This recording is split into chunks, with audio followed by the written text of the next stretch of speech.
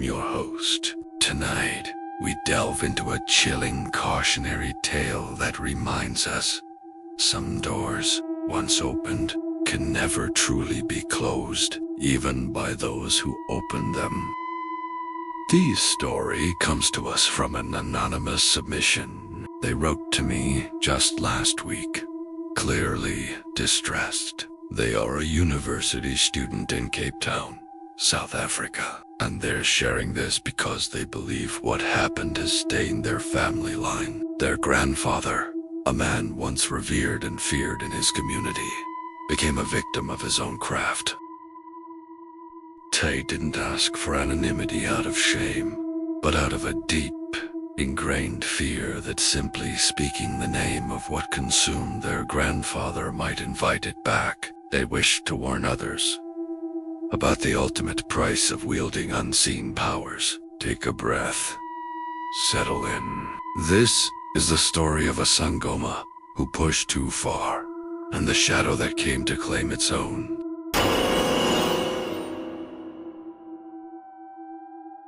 My grandfather, Baba Thabo, was a powerful Sangoma in our village, deep in the Eastern Cape.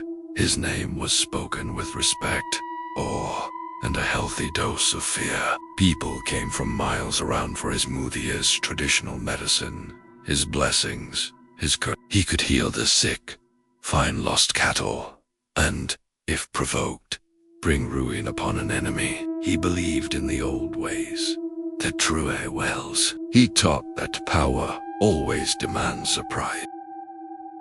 He was just a boy, maybe 8 or 9, but I remember his compound. It was always neat, with a circle of stones where he performed his rituals. The air around his hut often smelled of burning herbs, dried blood, and something else, something ancient and heavy that clung to your clothes. One day, an outsider came to the village, a wealthy man from the city. He wanted Baba Thabo to perform a powerful ritual, one that would guarantee his business success, destroy his rivals, and protect him from all harm. My grandfather, usually so discerning, initially refused. He said the man's heart was dark, and the ritual he asked for was too hungry. But the city man offered an exorbitant amount of money, more money than our village had ever seen. And eventually, Baba Thabo agreed. The ritual was long. It lasted 3 nights. I remember the smoke, thick and black, billowing from his hut. I remember the sounds, not the usual rhythmic chanting, but a frantic, desperate wail that echoed across the valley. The village grew quiet during those nights. People stayed indoors, their doors bolted, their fires banked. Even the animals were silent.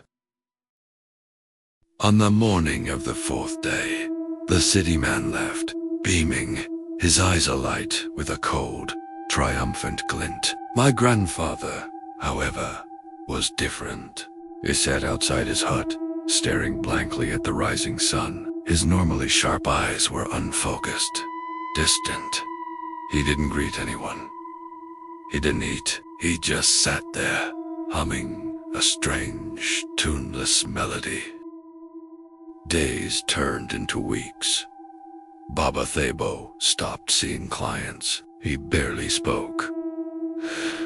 He lost weight. His skin grew pale, almost translucent, which was disturbing for a man of his complexion. The powerful scent of herbs and earth that always surrounded him was replaced by a faint, sickly sweet smell like overripe fruit left in the sun. My grandmother tried everything.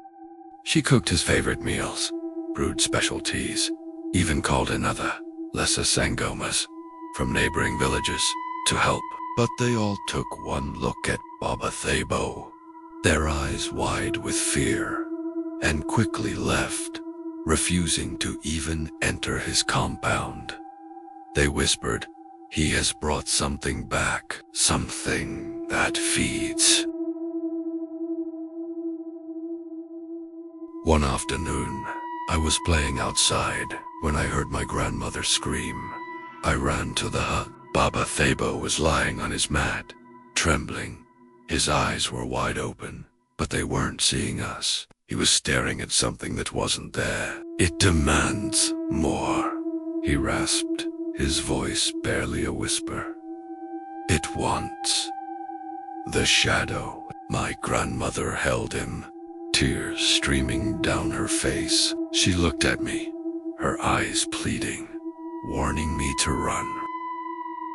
Then primera sa W italiano. It started as a ripple in the air, a distortion in the corner of the hut. The shadows in the room seemed to deepen, to gather, to congeal into a darker, more defined shape. It was tall, impossibly thin, and it emitted a faint, high-pitched hum that vibrated in my teeth. It had no discernible features, no head, no limbs, just a column of absolute darkness.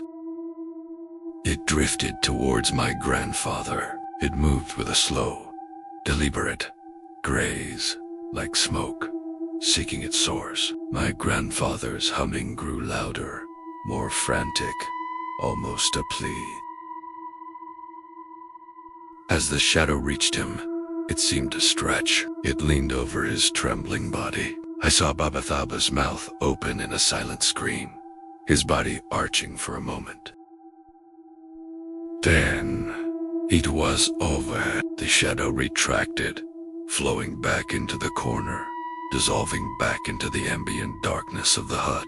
My grandfather lay still. My grandmother, sobbing, tried to wake him, but I knew he was gone. He looked peaceful, almost serene, but his skin was cold, and there was a strange, grayish tinge to his lips. That night, my grandmother burned his compound to the ground.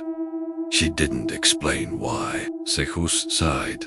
Some things are better left buried. Our family never spoke of Baba Thabo's last ritual. The village healed.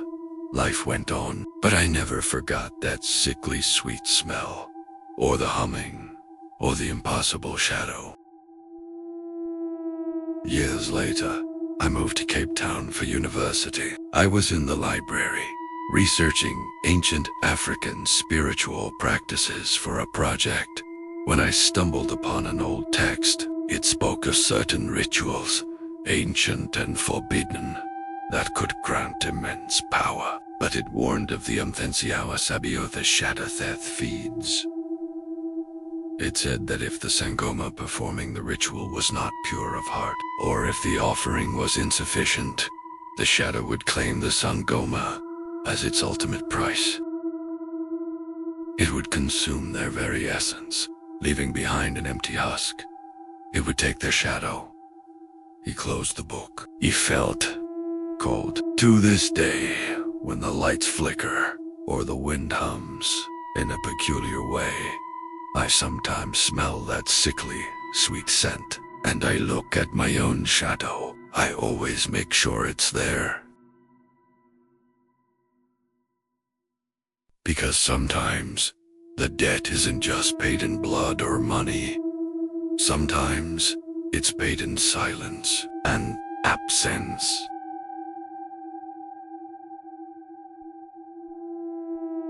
That was a truly harrowing account. I want to extend my deepest gratitude to the anonymous listener who shared this incredibly personal and terrifying story with us. Their courage in recounting such a profound family trauma is something we truly respect. It serves as a stark reminder that some paths are best left untrodden, and some powers, no matter how tempting, come with a price far greater than we can imagine. What are your thoughts on Baba Thabo's ultimate fate? Have you ever heard stories of traditional practices going horribly wrong? Let me know in the comments below. If you have your own story of the unexplainable, a chilling encounter, a mysterious haunting, or a paranormal experience that defies explanations, we want to hear it. The link to submit your story is in the description. Until next time, keep the lights on and stay safe.